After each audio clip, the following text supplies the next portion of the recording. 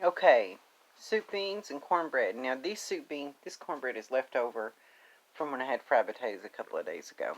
Another way to eat cornbread is if you crumble it up in milk. You have a glass of milk, and you crumble up the cornbread in the milk. So, and these are just pinto beans. Okay, these are Lux pinto beans. I guess this could be a review seasoned with pork. So, it's already got the pork seasoning.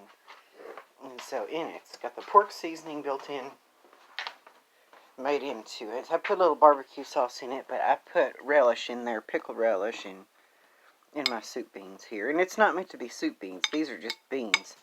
But I take the beans and I put water with them.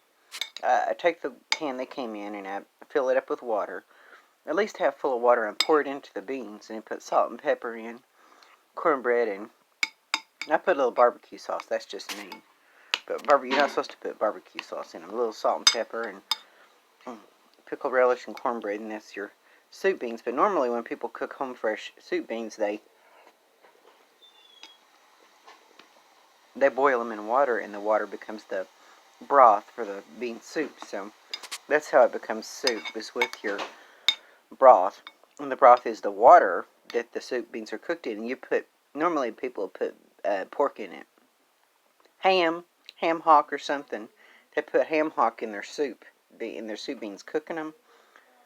Toward the end, maybe when they're halfway through and they start to get soft, that's when you put your ham hock in there. Ham pieces or bacon or whatever you want to put in there. People that I know have always put ham in there, or ham hock or whatever. And so it makes it taste really good. So that's how I do it. So if you like soup beans also. When I was a little bitty child, at the National Guard Armory, they had a soup bean supper when I was a little bitty child. National Guard Armory, they had a soup bean supper, so. And here we go. Go Jack. Pinto beans. And so look for these in the bag. You boil these, and you can let them soak overnight. That's what a lot of people do, is let them soak overnight. So they soften up, and then you cook them the next day. I got my piece of cornbread. I cooked my cornbread in a small skillet.